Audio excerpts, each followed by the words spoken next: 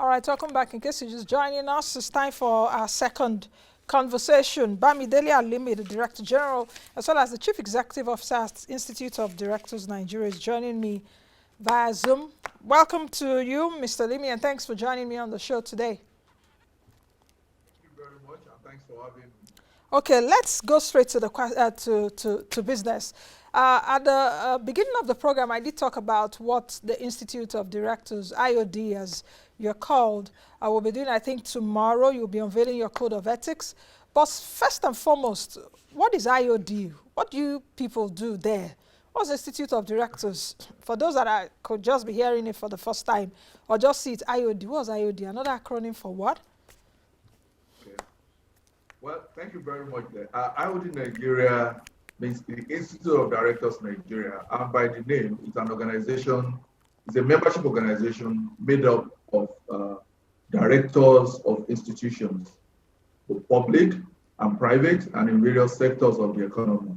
The institute was founded in 1983, first as a branch of the big IoD in the United Kingdom, which was founded in the 19th century. And it later became an affiliate of the institute, a full-fledged affiliate later on in the years, and has been running that way since then. It's an organization that regards itself as the apex membership organization in Nigeria, with focus on building and spreading the gospel of good corporate governance in our institutions. By that, we mean that since our members are directors who are running organizations, we believe when we imbibe in them and develop in them the culture of good corporate practice, good business ethics, and good behavior, we would have in turn as an institute develop a crop of individuals who can run organizations and deliver value to all stakeholders. So as an institute, this is what we're about. We call ourselves Apex because you find out that almost all other professionals are members of the institute. Because once you now rise within your profession to become a director, you are entitled to be a member of the institute. And once you're a member of the institute, we then start working on you and ensure that in our own small way, which in turn leads to bigger things, we invite and infuse into you the standard practice, best practice in terms of governing the organization, in terms of the practice of directorship, and in terms of good business ethics, such that you become a role model. As a director and a member of the Institute of Directors in Nigeria, you are a role model to other directors in Nigeria. That is what we're about, and that is what we advocate. Speak to me about the Code of Ethics, which you will be unveiling, I think on August 6th, if I'm not mistaken. Yeah, August 6th, that's on Thursday. Yes, what is it about? Okay, the Institute had always had a Code of Ethics. I mean, we had one that was about 20 years old. Sometimes 2 years ago, we realized that there are various provisions of that code that were obsolete and that needed review. And there was also a need to do something that is more in tandem with current realities. So we started reviewing that Code of Ethics. And after 2 years and getting the approval of our governing council and also the concurrence of so many other stakeholders in the public space and the private sector space, we were able to come out with this code, which is completely aspirational and which we believe will serve as a guide to directors when they get to the crossroads of the dilemma of ethics. It's something that is so minor and so big. It's the dilemma that any director can get to at any point in his career. And sometimes when you are not properly guided, you don't know when you slip to the other side and you are doing the wrong thing. So this code comes in to be your Bible, to teach you how to run business properly, to teach you which actions you can take that will be inimical to your businesses and that can put you, so to say, in trouble. So that is what this code wants to do. And beyond our members, we are hopeful that when we launch this code and our members have imbibed it, it now becomes something that other directors who are not even members of the institute, because the membership of the institute is voluntary.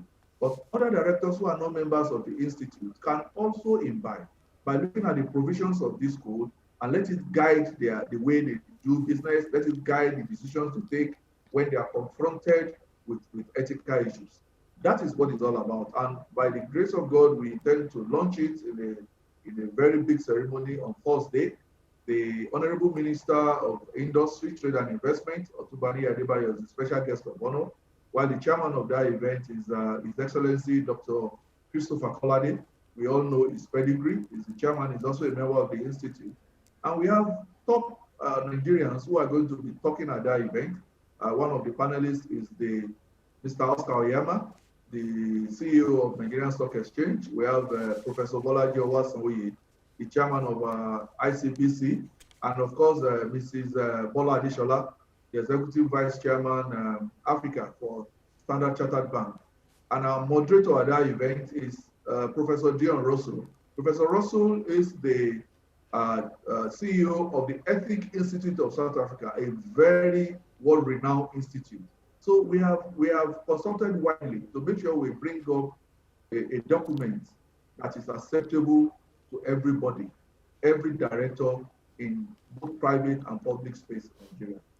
As an institute that is saddled with best practice, ethics, as well as good corporate governance, from your perspective and from your prism, speak to me about why you think there's a death of, or we are seeing that erosion of good corporate governance in Nigeria, not just in government, but also a bit of private sector, of also good ethics that would stand even best practices in the world. We know what is happening around us right now. And perhaps as an institute, how are you, taking charge of this and trying to change the story one at a time? Because I should guess that some of the people too are also part of this institute, that are leaders of certain organizations and what have you. Thank you very, very much. Yes, let me first say this: the issue of poor corporate governance is not it's a challenge that is not limited to Nigeria alone. It's a global phenomenon, and that is why people all over the world have kind of tried to look for solutions, which culminated in the funding of organizations such as ours. So, and if you look at how long IoD UK has been there, that shows you how far back the issue of governance, corporate governance, has been on the front burner. But be that as it may, in our country, I think we started paying more attention to the issue of good corporate governance, maybe after the financial crisis of last decade. You recall that a lot of financial institutions went down, and by the time people start digging into the root cause of the failure of those organizations, and many other organizations, we find out that a major component, a major issue there is governance, good corporate governance. We realize that people took poor decisions. Boards are filled with people who are not adding value. Directors are not living up to expectations. They are not actually performing their fiduciary functions properly, and this led to a lot of failure, which had serious socio-economic effect on the country as a whole. People lost jobs, a lot of jobs were lost, and at that point, government decided to kind of work on the regulatory authorities, make them more powerful, look at the various regulatory provisions and make it work. Then organizations like IoD, we took the bull by the horn by now looking at the area of capacity development. That was where we started. Because sometimes you think people know what to do. Most time people don't know what to do.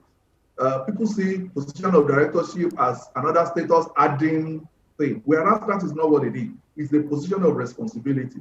So we started training directors about the responsibilities they carry as people who are holding the interest of so many stakeholders by just sitting on that position, either as an executive director or as a non-executive director, or as it later came up as independent directors. You carry with you a lot of responsibilities, expectations are high. So how do you deliver this without getting it wrong? That was where we started from. So we started this capacity development program, courses, workshops, seminars, and I must say, to a large extent, we have achieved a lot in terms of educating directors on what their roles are. The feedback and from evaluation, the feedback we get after evaluation is such that, oh, I wish I had done this earlier. Then the second aspect of it is in the area of advocacy. And we do this both even within the private sector and the public sector. We now have membership of the Institute of Directors within public servants who have now also taken these courses in governance. And we're hopeful that as we continue to improve and to expand our influence within the public sector, we'll be able to now bring up the issue of good governance, even at the public sector. Okay, Mr. Alimi, let me just cut you a bit there and come in with beyond capacity building, beyond training, beyond advocacy. A lot still happens. We know how much Nigeria used to spend even on trainings, both in and abroad, until I think the president did say, just hold your brakes a bit for foreign trainings and all of that. You can do your trainings here. But with all that capacity building and advocacy and what have you, we still know where we are right now. What do you think it would take those in management of companies, those directors to be held responsible and accountable? What can make them more accountable in their various management positions, both in public and in private? Well, first, let me say this. Yes, you are right. Despite all this, so much is still going down. But the truth of the matter is that now we are getting to know. Before now, you never even know. These things happen and you get to know much, much later. But now, these things are being revealed even right now. So we have moved from those days of ignorance and people hiding things so much. We are now, but be that as it may, I can tell you there isn't any case of poor governance or bad performance that is not taken care in various regulatory provisions. What is important is being able to now draw the line. Our inability to properly draw the line and our regulatory agency not putting their foot down as and when due is part of the problem we're having. Yes, this is getting better now, but we have regulatory authority in every area of endeavor, every sector of the economy. But we need to ensure that these rules that were put in place, when there are infractions, people are brought to book, people pay for whatever bad thing they do. Unless we do that, people will continue to get away. And once they are getting away, people will think, oh, I can also get away. So, and really, between you and I, this is one of the reasons why we came up with this code of ethics. People can no longer say, I did not know. Because there are some things that has to do with ethics, that has to do with doing the right thing, beyond law, beyond a set of rules. There are things that have to do, even with the way you behave when you are in a position. These are what the code of ethics is looking at.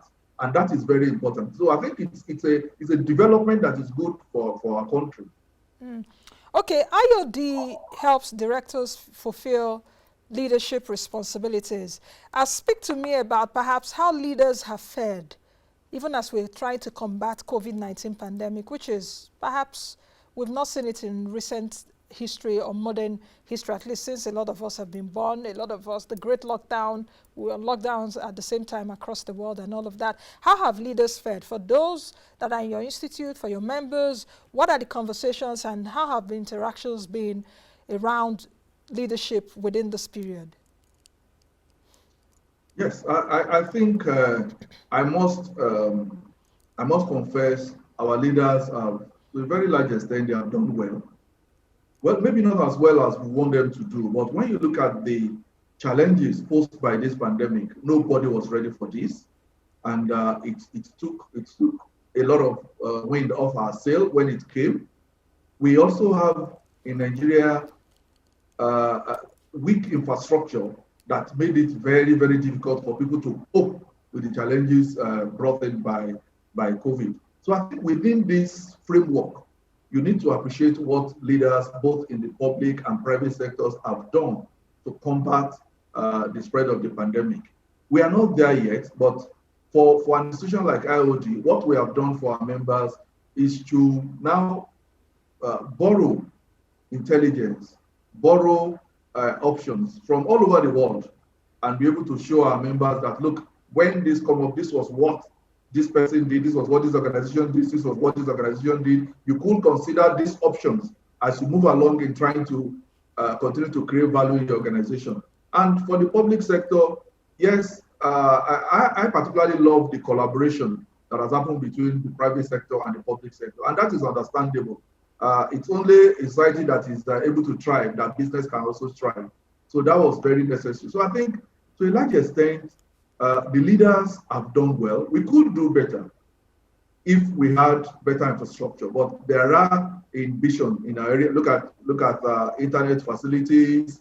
A lot of things had to go remotely, and I must confess it wasn't as good as we thought it would be for us. Look at our road infrastructure. Look at particularly our medical system. There's nothing we could do without that system. And it's a system that was near collapse, I'm sorry to say, but it was near collapse, and we have to now do so much to bring up so much into it. And I can understand where government is, and with the private sector support, I think we have done well. It's not been easy. We can still do much more, and I think we are still doing much more in all areas. But I think to a very large extent, the leadership have done their best. Okay, very quickly, Mr. Alimi, the launch on August 6th, is it a closed circuit thing? Can the viewing public, very quickly, we have to go. You're talking about the event now? Yes, the event on August 6th. Yes, it's open. People can register to attend. They can just go to our website, www.iodnigeria.org, and register to attend. It's an open event. People can attend from all over the world. Okay. Thank you very much, Mr. Alimi, for... It's starting at 11 a.m. Okay. Thank you very much, Mr. Alimi, for joining us today. Thank you very much. Thank you for having me. All right, I've been speaking with Bamidele Alimi, who is the Director General and Chief Executive Officer of Institute of Directors, Nigeria.